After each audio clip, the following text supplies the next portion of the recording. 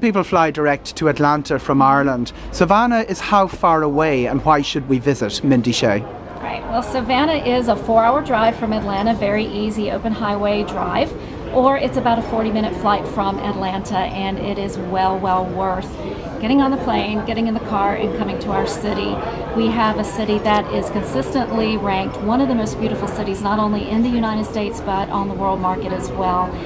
We are a beautiful historic city dating back to 1733, which I know isn't quite old in European terms, but in the U.S. it makes us quite an old city.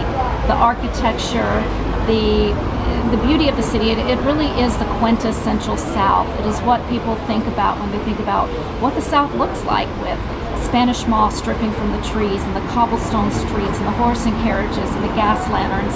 It really is what people think about what a southern city looks like. It struck me as a very authentic city, Yes. Mindy. There's Yes. no air of pretense of it being a theme park. How long should people allocate to stay in Savannah and its hinterland?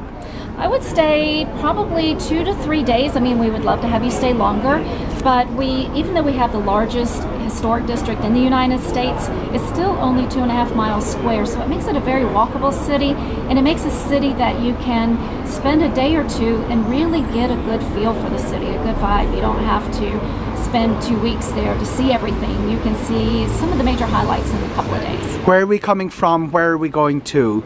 Yes, and there are several different ways you can include Savannah in your itineraries. A lot of people will hit us, Atlanta down to Savannah, down to our Golden Isles, which are these beautiful barrier islands just to our south.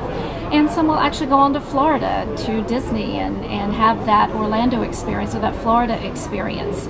But we are also typically included in a deep south itinerary, which takes people from Atlanta out to Nashville, Memphis, down to New Orleans, across the panhandle of Florida, up through our Golden Isles and into Savannah and back out of Atlanta. So whether it's a 10-day itinerary or a 21-day itinerary, Savannah definitely fits in. What are the prices like when you're dining out and when you're paying for hotels? Is it cheaper than Atlanta, Orlando? We are a tourist destination, so of course right in the historic district you're going to pay more of a premium for restaurants and hotels. But a lot of that depends on the time of the year that you're coming to visit. Spring and fall are peak times for us, the summer and winter not so much. And also our weekdays, especially as far as hotels are concerned, are much more affordable than our weekends, which are typically very busy. But no matter what your price point, you can find a restaurant to fit your budget.